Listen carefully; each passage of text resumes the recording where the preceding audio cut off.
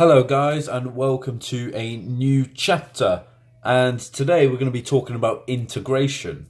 So what actually is integration? Well, first of all, let's consider a graph of y equals x. For the graph of y equals x, you know that the change in gradient is just 1. Sorry, the gradient is just 1. And if you take the tangent, if you differentiate y equals x, you'll get 1. And that is the gradient as well.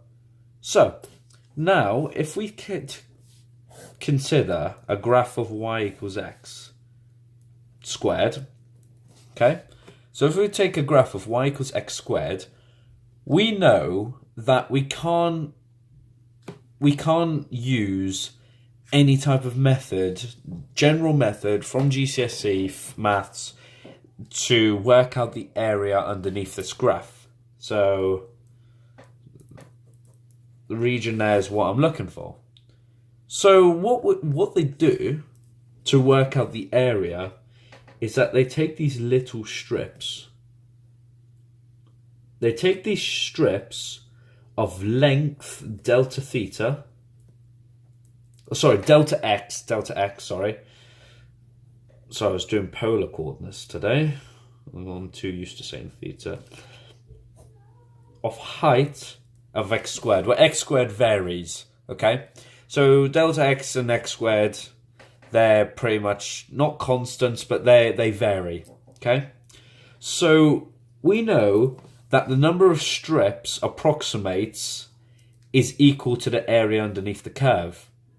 So we can say that the sum of those strips is equal to x squared times, this is a scalar, delta x, okay? So it's height times width. So now if we just delve into something a bit more slightly interesting, if we consider that delta x is becoming infinitesimally small, such that the rectangles here that approximate the curve, the width, all of which the width becomes 0, which becomes a perfect curve. So we could say that the limit t tends to infinity, summation, so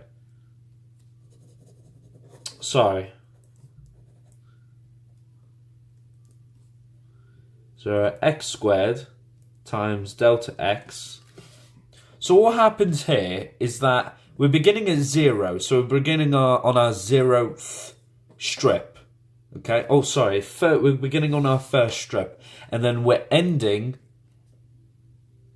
and our width is becoming so infinitesimally small that this becomes a perfect curve. So then this becomes an integral sign, x squared dx, okay? That's where it comes from, basically. You can watch plenty of more videos on this where integration comes from. It's a tough concept to get it around your head. Like, I definitely did. It took me such a long time to figure this out, but you can easily just go look on YouTube, find other videos that explain where integration comes from. Now I'm going to teach you how to integrate. So, what we do when we integrate a polynomial is this rule. So this is the general rule for integrating x to the n with respect to dx. Okay? So, when we integrate x to the n with respect to x, we will get x, we add 1 to the power, so n plus 1. So if it's x squared, 2 plus 1 is obviously 3, so that will become x cubed. Then divided by the new power. Okay? So then, what happens here is that when we integrate this, Okay? X. We start off with x. So, using this rule, n is our 2, n plus 1, so we get x cubed, and then we divide by the new power, which is 3. So we divide all of that by 3. And then we add an arbitrary constant.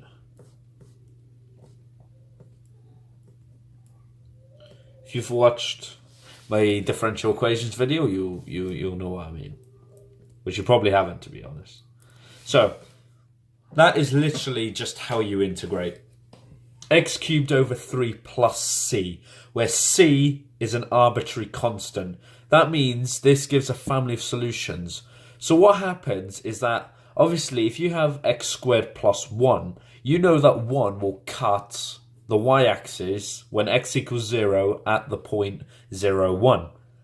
What happens here when it's a plus c is that it's an arbitrary constant. It varies. We get a family of solutions. So in fact, we get something like... So this is when c equals 0, c equals 1, c equals 2, c equals 3, c equals 4, and so on. So that's what it basically means when you integrate something. That is how to integrate a polynomial. Just look again, so I'll explain one more time.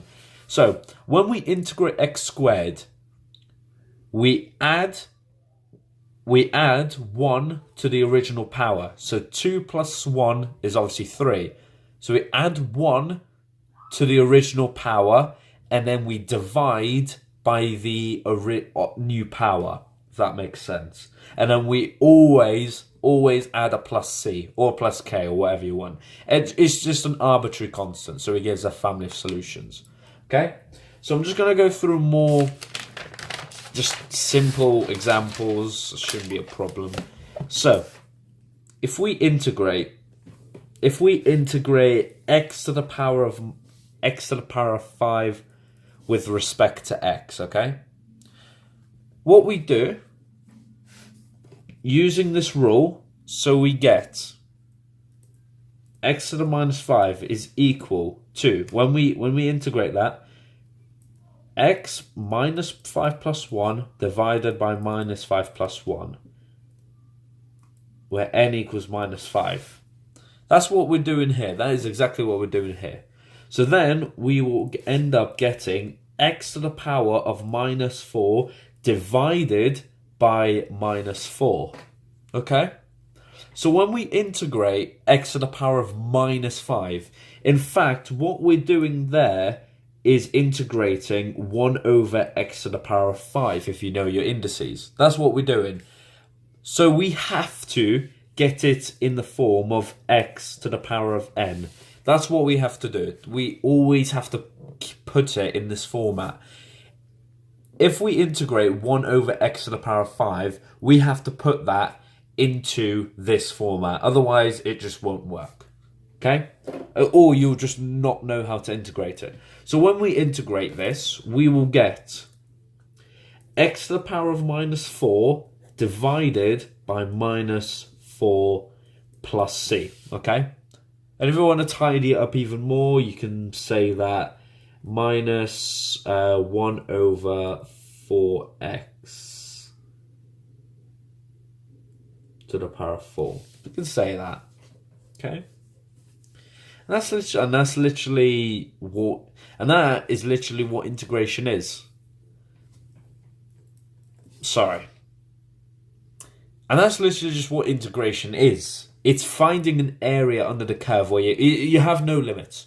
So whatever area you have, whatever you're trying to do, you're always trying to find the area under a curve. And then this, we will discuss this. This is called an indefinite integral. An indefinite integral is one where you have to find the area under a curve with no limits. So this is just essentially it's a general solution of finding an area under a curve, okay? So let's just go on to another example. So let's integrate 10x to the power of 4, with respect to x, okay? So, what we do is, again, we add 1 to the power, so we have 10 x to the power of 5 all divided by 5, okay? And then plus c. And then that literally becomes 2x to the power of 5 plus c. That's it. That's literally it. That's very simple integration. This is how to find a general solution under a curve. Okay? Sometimes you might be asked to give a particular solution where you would have to integrate it, then you find your constant, and then you give it as a formula or a particular solution. Okay? So,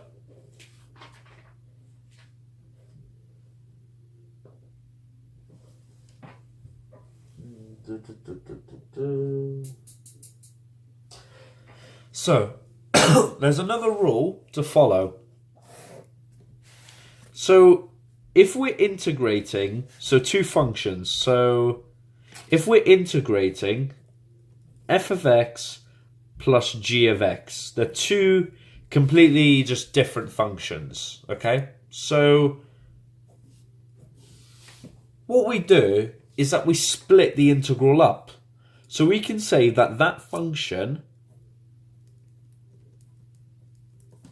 plus the integral of the other function. That's it. And then that's another rule that you can follow. So, if we're integrating, so let's get an example up. So, if we're integrating root x plus x to the power of 3 over 2. This one's a good one, actually. What we do with respect to dx, okay? So, obviously, you're going to have to turn that root x into a polynomial into the form of x to the power of n. To integrate square root of x, you can do, but you want to put it into that format to make it simple. So what we do, we split it up. So we say the x to the power of a half with respect to dx plus the integral of x to the power of 3 over 2 dx. That's literally what we do. So when we get a new power. So x to the power of 3 over 2 divided by 3 over 2 plus x to the power of 5 over 2 divided by 5 over 2, because 3 over 2 plus 1 is 5 over 2. Okay? So then now, plus c, keep forgetting. And then now we will get 2/3 x to the 3 over 2. The reason it's 2/3 is because 1 over 3 over 2 is just 2/3. You bring the 2 up. Plus 2 over 5 x to the power of 5 over 2 plus c. And then that is literally just how it works, okay? So it's much simpler than you think, and it's not really much of a problem, okay? So there's something I must show you as well. So if we're integrating something like x plus 4 squared with respect to dx, you absolutely have to expand it. It is possible to integrate it just like that, but that is going to be covered in the calculus 2 video, just literally integrating straight out of that. But in this case, we're just going to expand it for now. So we're going to say that we're integrating x squared plus 8x plus 16 dx. And there's two things you can do here. Literally, you can just integrate it like that. So, or you can just split it up. So the integral of x squared with respect to dx plus the integral of 8x with respect to dx plus the integral of 16 with respect to dx. Okay? You can do that, or you can just literally just integrate separately with respect to x, okay? So we get x squared plus, and whatnot. So when we integrate that, we add 1 to the power and divide by the new power. So we get x cubed over 3 plus, so new power, so this is x to the power of 1. So what we do is 8x to the power of 2 divided by 2. That's what we do. Plus, now this is interesting here, 16. 16, obviously there's no x. So all we do is just add an x. That's it. Plus c. And then that's literally it. Okay? So, we can say that there's a third x cubed plus 4x squared plus 16x plus c, where c is an arbitrary constant. Okay? That's just for simplification. Okay? And it's much simpler than you think. It honestly is. Okay? So, if... Okay, so what we can do is let...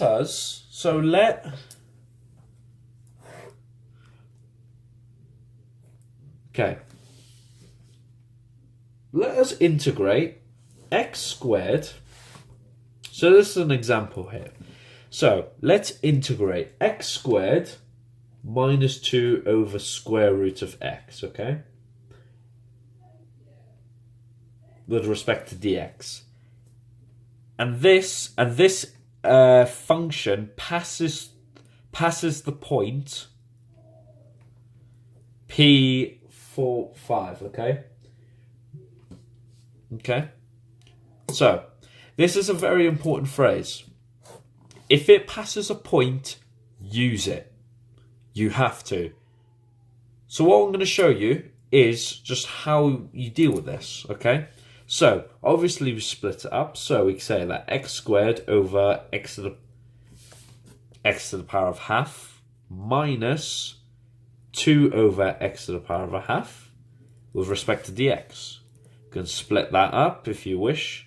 So we get x to the power of 3 over 2 with respect to dx minus the integral of 2x to the minus a half with respect to dx, okay?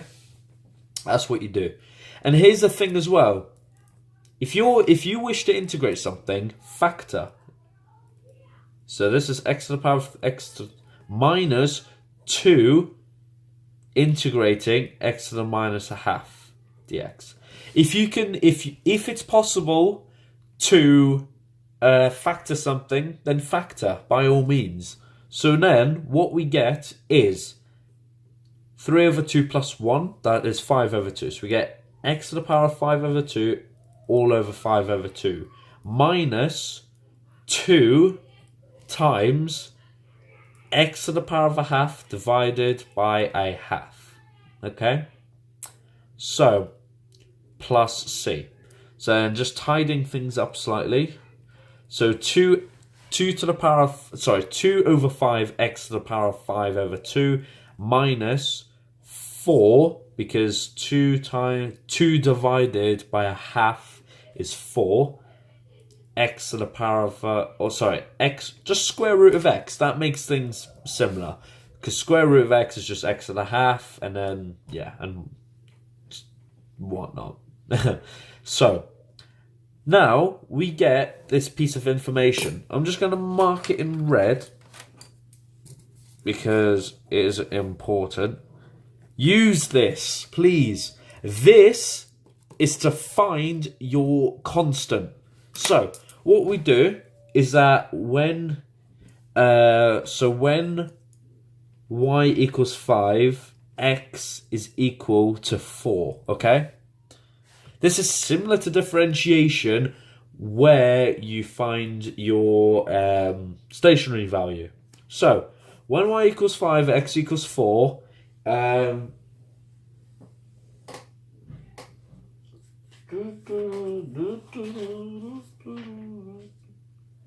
so we can say that, that y is equal to 5. So, y is equal to 5. So we can say that 5 is equal to 2 over 5 times 2 over 5 times 5. Okay, it's just what I'm going through. Just so what you do, so you make y equals to that, and then your x equals 4 is you just substitute it in. So minus 4 times 2 plus c, and then you rearrange to get c as a fifth. So then now your equation, your particular solution is 2 over 5 x to the power of 5 over 2 minus 4 root x plus 1/5. And then that is your general solution right there. Okay? And then that is pretty much it. There's not really much left to do, to be honest. The only reason it says y equals 5 is that this is dy by dx. So, obviously, integration is the opposite to differentiation. That's why when we integrate it, we make it equal to 5, because it's passing through that point, and then we substitute 4 in, and then we find our constant of integration, and then obviously we have our formula there. Okay? And then that is pretty much it. So next lesson we're going to be covering definite integrals. So when we integrate something, we have to do it in limits. I hope that makes sense, and thank you for watching.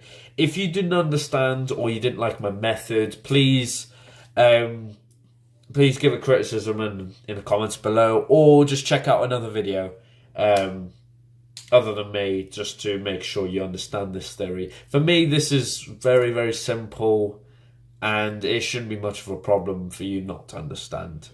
Okay, thank you very much. Thank you for... forgot. Sorry. I forgot to get questions. So, if you can, you lovely people watching, so...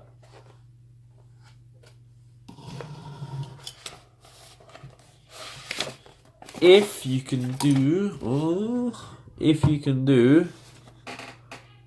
these questions, that would be much appreciated. Just pause right there.